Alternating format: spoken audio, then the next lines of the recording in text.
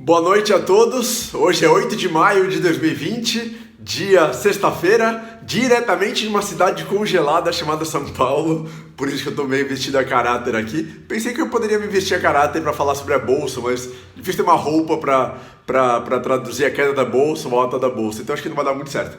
Mas vamos lá, falar do que interessa, que é a performance dos investimentos no fechamento dessa semana e uma semana que zerou as perdas. O Ibovespa, o principal índice da Bolsa de Valores brasileira, fechou em menos 0,3%, teve uma forte alta de hoje, quase 3%. O Ibovespa valorizou 2,75% a 80.263 pontos. Sim, passamos dos 80 mil pontos mais uma vez. O IFIX, índice de fundos imobiliários, subiu 0,11%, um pouco menos. Dólar caiu 1,73% para R$ 5,74. Caiu 10 centavos do fechamento de ontem. S&P nos Estados Unidos subiu 1,89%, Dow Jones subiu 1,91% e Nasdaq subiu 1,58%. Bitcoin caiu 1,60%. Petróleo subiu hoje com bastante força, as duas cotações, tanto o petróleo americano, o WTI, quanto o petróleo do Oriente Médio da Europa, o Brent. O WTI subiu 4,54%, o Brent subiu 4,82%. Brent passou de $30 na cotação. Porque tivemos uma grande alta na Bolsa de Valores, não uma grande alta, tivemos uma alta na Bolsa de Valores brasileira no dia de hoje e também nas bolsas de valores dos Estados Unidos, nos índices dos Estados Unidos. O nome e o sobrenome, nome Estados Unidos, sobrenome China. Basicamente, negociadores do governo americano e do governo chinês têm conversado mais sobre a atual situação tanto de saúde pública quanto do comércio entre os dois países, e aquelas ameaças que o presidente dos Estados Unidos, Donald Trump, fez no começo da semana, de alguma forma foram apaziguadas ou jogaram panos quentes, botaram panos quentes. O acordo comercial entre Estados Unidos e China, que foi feito em janeiro desse ano, antes da pandemia do coronavírus, aparentemente, ou de acordo com esse negociador, estaria integralmente mantido, sem nenhuma desistência, como os Estados Unidos, como o Trump tinha dito, tinha mencionado. Acho que travou aqui um pouquinho. Por conta de tudo isso, as bolsas então subiram forte, de novo, tô falando que foi forte porque acho que depois de tanta queda, essa alta acima de 2% já é uma alta forte. Não foi uma alta forte, foi uma alta, mas um otimismo aí com esse acordo entre Estados Unidos e China. Isso tudo aconteceu na manhã de hoje. E essas informações acabaram até ofuscando informações ruins da economia dos Estados Unidos, principalmente na área do desemprego. Olha só, em abril foram 20,5 milhões de postos de trabalho perdidos. Um valor gigantesco, o maior valor desde 1940. 1940 foi depois desse período da grande recessão, né, da grande crise americana, depois da quebra da Bolsa de Nova York de 1929. Então foi o pior número desde 1940, péssimo.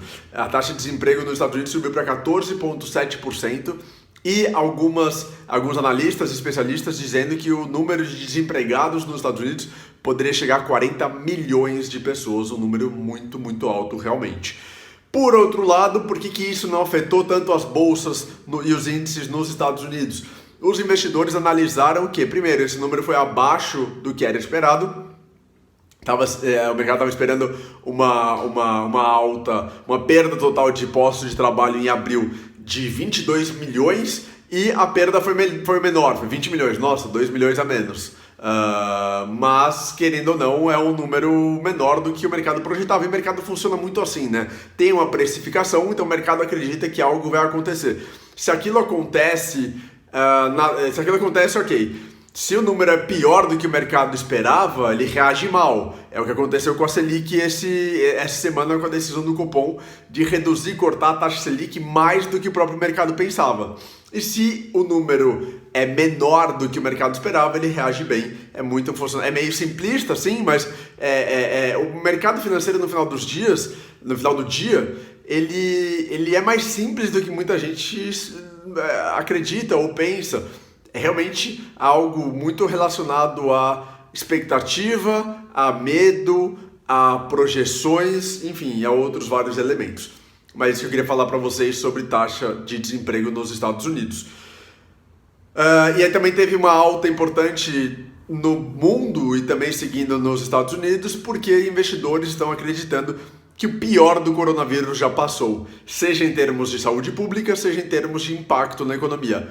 Eu, particularmente, Bernardo, pensando especificamente na situação aqui do Brasil, não concordo. Não sou nenhum grande especialista, estatístico, nada disso, mas eu não sei se o mercado consegue ler ou se todo mundo já conseguiu entender exatamente os pontos principais dessa crise. Eu acho que a própria Itália, um grande infectologista hoje na Itália, disse que com essa reabertura que está acontecendo na Europa, pode vir uma segunda onda de contaminação.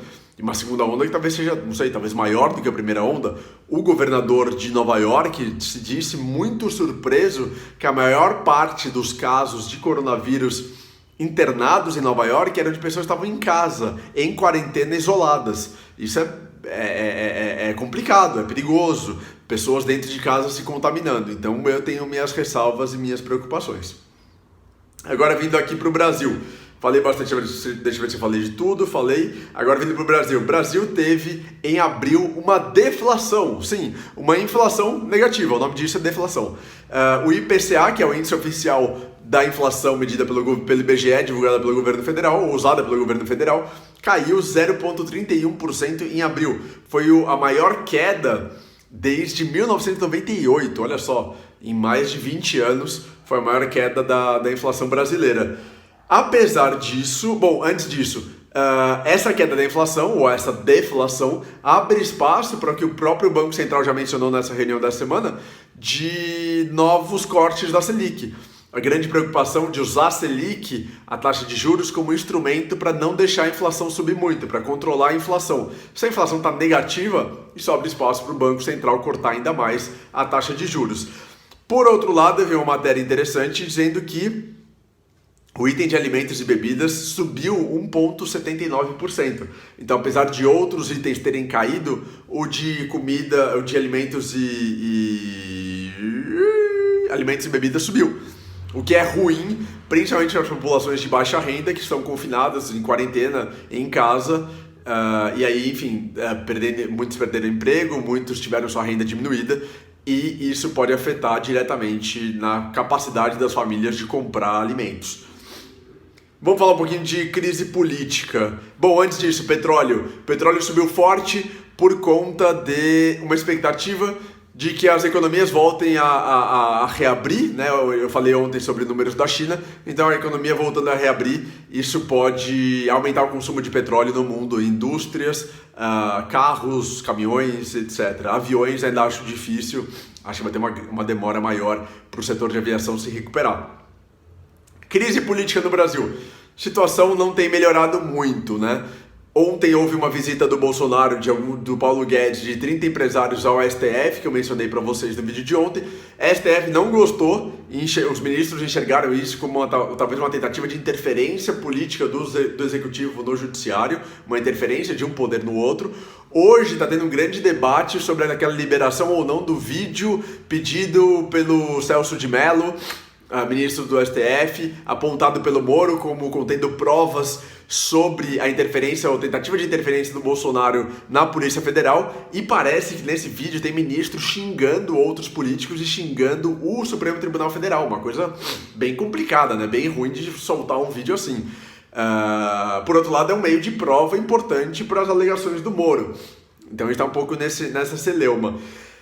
Deixando a crise política, assim, essa discussão política entre eles não me importa muito. O que me preocupa mais é o efeito na economia e nos investimentos. E muitos especialistas têm dito que a crise política ela desacelera o andamento das reformas no Brasil.